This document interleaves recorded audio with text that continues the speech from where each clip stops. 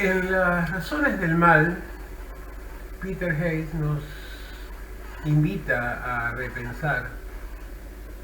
justamente las razones que posibilitaron el holocausto judío durante la Segunda Guerra Mundial. Es un texto muy interesante porque en realidad no solo hace una revisión crítica llena de refutaciones sobre lugares comunes, sobreentendidos y a veces difíciles de comprobar respecto de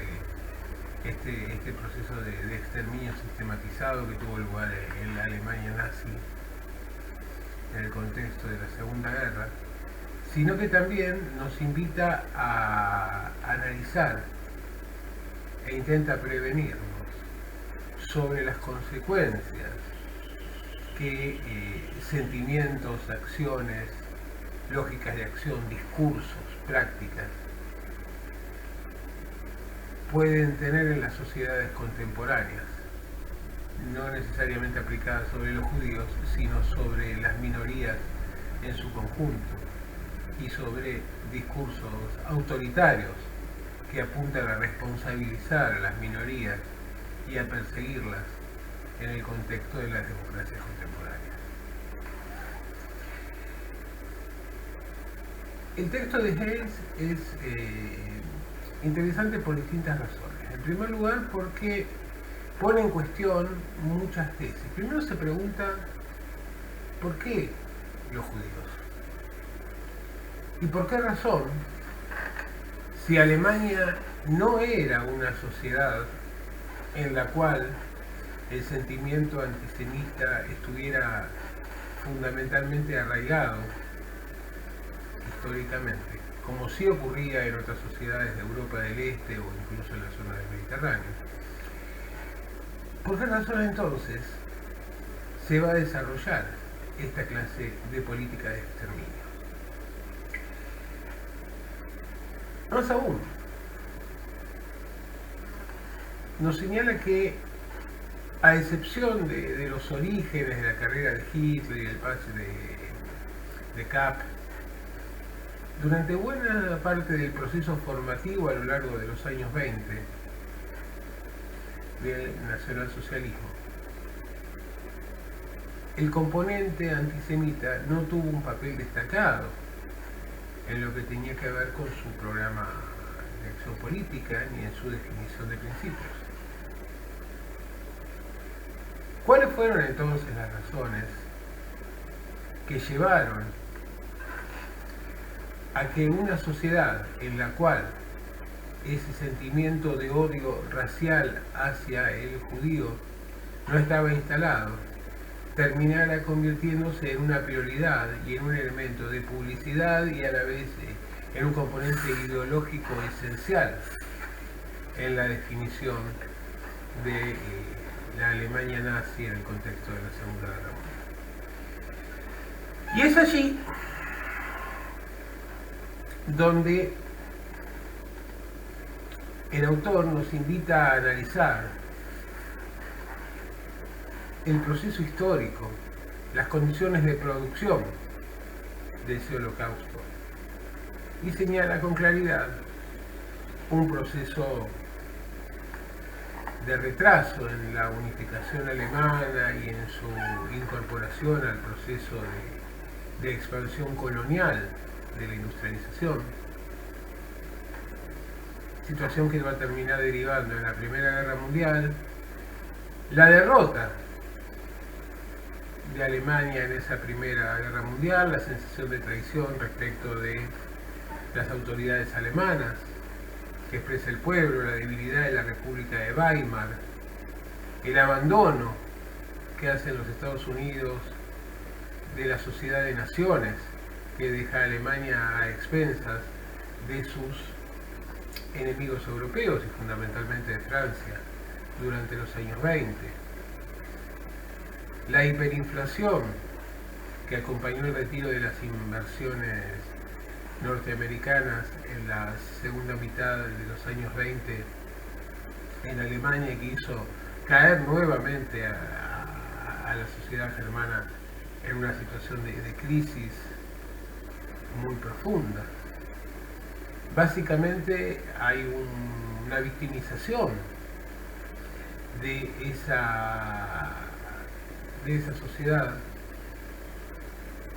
y a partir de esa victimización un intento de construcción o de reconstrucción del orgullo alemán a partir de la exacerbación del nacionalismo y la condena de lo diferente. Por esta razón, no solo van a ser los judíos, sino también los gitanos, los habitantes de Europa del Este, los homosexuales, quienes van a sufrir procesos de persecución y de eliminación. Sino que en el caso de los judíos además hay un elemento fundamental, y era el hecho de que, sobre todo en las 2 décadas anteriores, y fundamentalmente a partir de la conclusión de la Primera Guerra Mundial, hubo un proceso de empoderamiento, de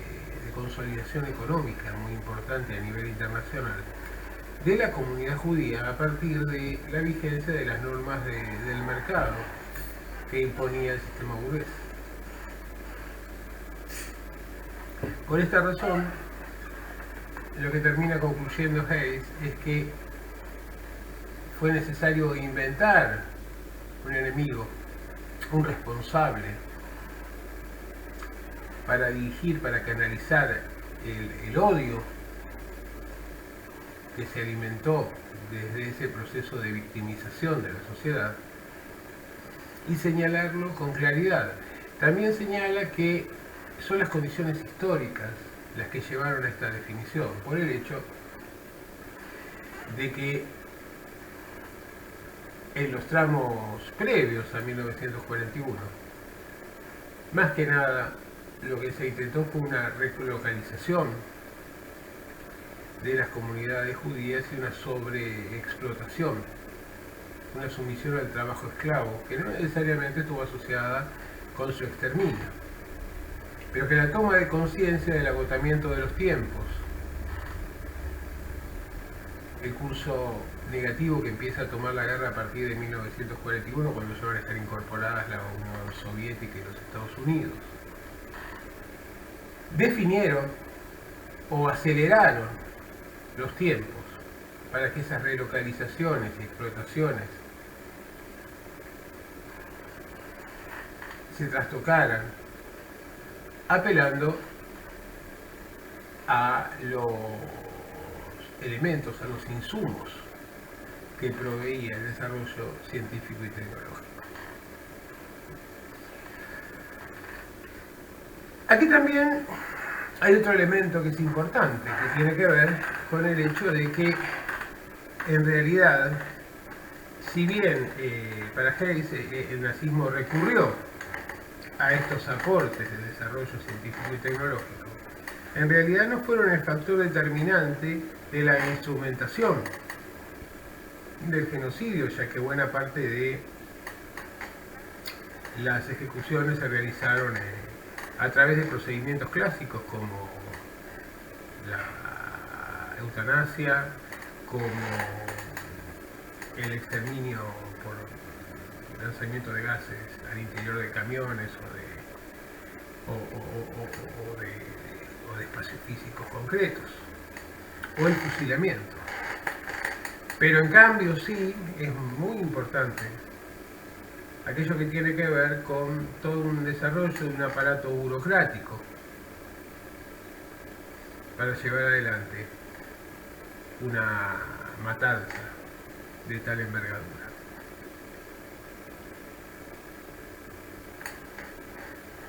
Si efectivamente en Alemania no preexistía un sentimiento antisemita, Hayes lo que señala es que efectivamente el régimen tuvo la necesidad de aplicar su publicidad, de manipular ideológicamente a una porción significativa de la sociedad. Por un lado, en la asunción de la responsabilidad de adoptar un deber, un compromiso con la patria que se expresaba a través del odio racial y el exterminio. El planteo es muy interesante, ya lo que nos está diciendo es que en un principio no se mataba a los judíos por odio,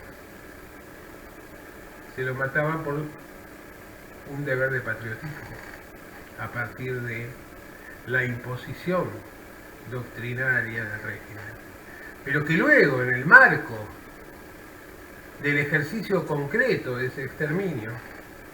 iba a terminar asimilándose e incluso adoptando una sensación de goce o de placer frente a la tarea que se estaba desarrollando y asumirla como un compromiso histórico. Es decir, que se produjo de manera científica, a través de la manipulación, el convencimiento del buen hacer y de la responsabilidad del alemán asociado al exterminio de esta minoría, a la cual se señalaba como responsable de los sufrimientos de esa sociedad a partir de un acuerdo ideológico entre judaísmo y comunismo y de acción política concreta, ¿no es cierto? Aquí vemos nuevamente aquel elemento tan importante de esa definición de la Segunda Guerra como guerra civil europea, en la cual se movilizan todos los recursos y sobre todo muchísimos elementos procedentes de fenomenal desarrollo industrial y de la ciencia, la tecnología y la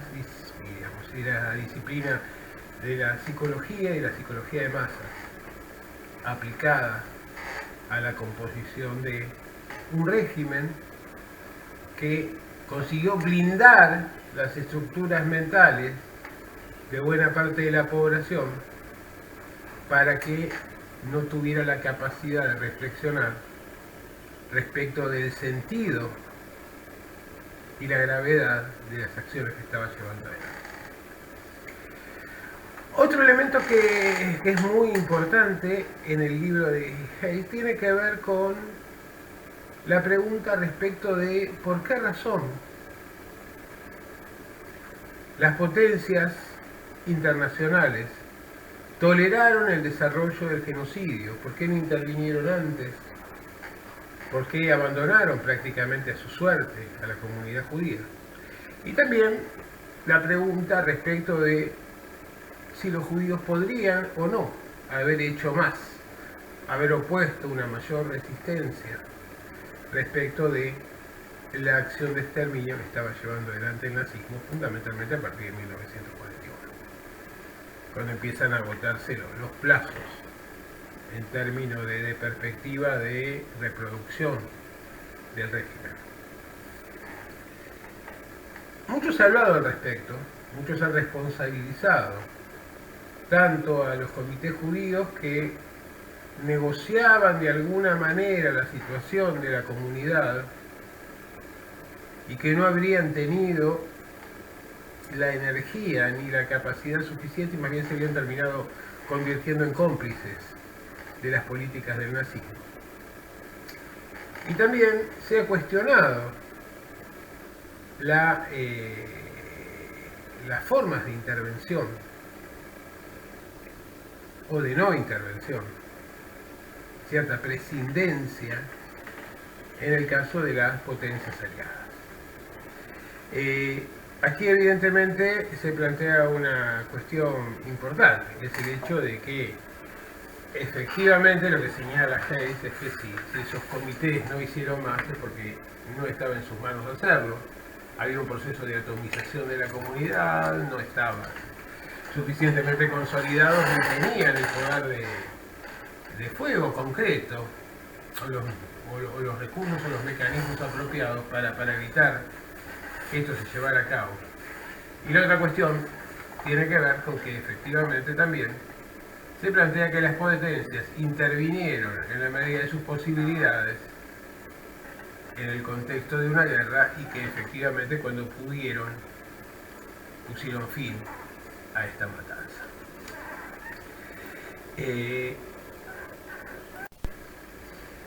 El autor se pregunta al inicio de la obra si realmente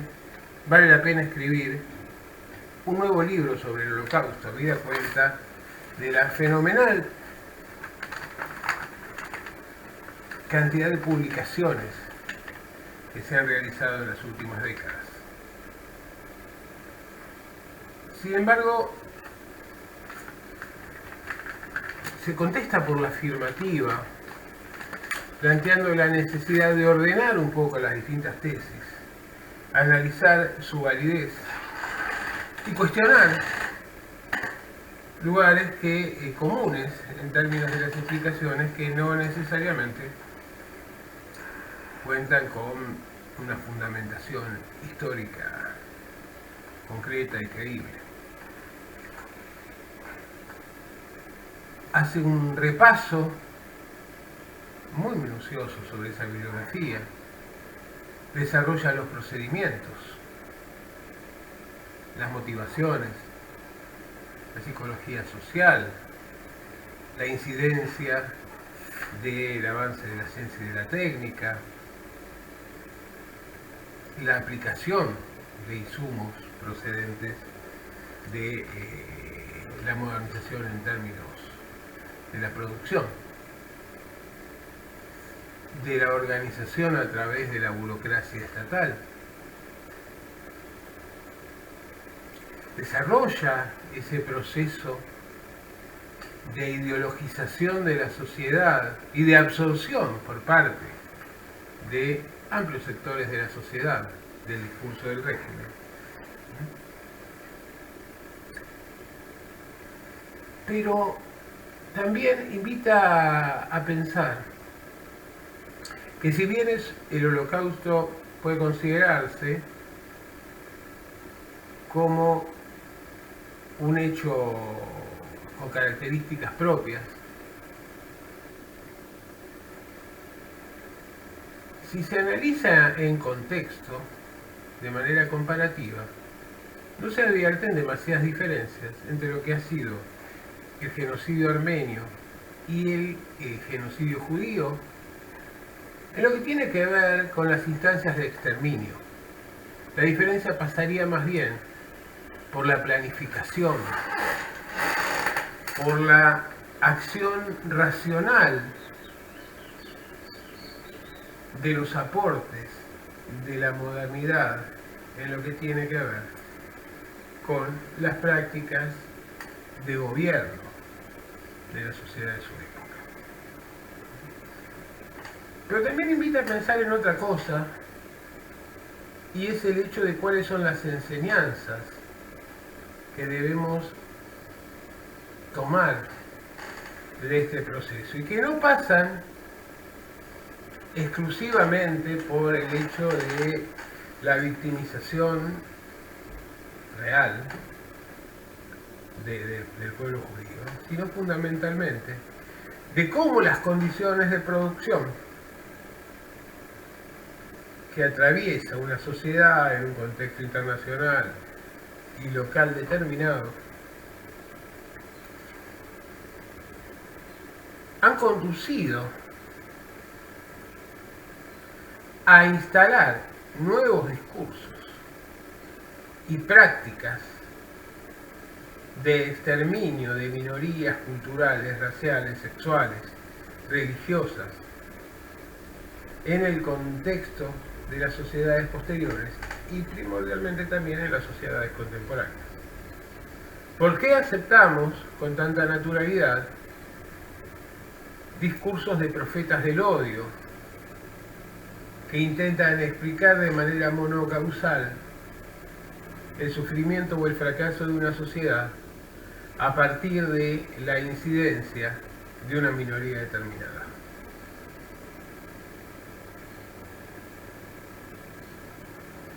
¿Cómo intervienen las instituciones religiosas en estos procesos de asignación de responsabilidades a esas minorías. En realidad, uno de los factores que destaca Hayes en su trabajo es la responsabilidad del Vaticano y del Papa Pío XII, básicamente, al cual le asigna una actitud de complicidad respecto del régimen nazi, en la medida en que habría existido una coincidencia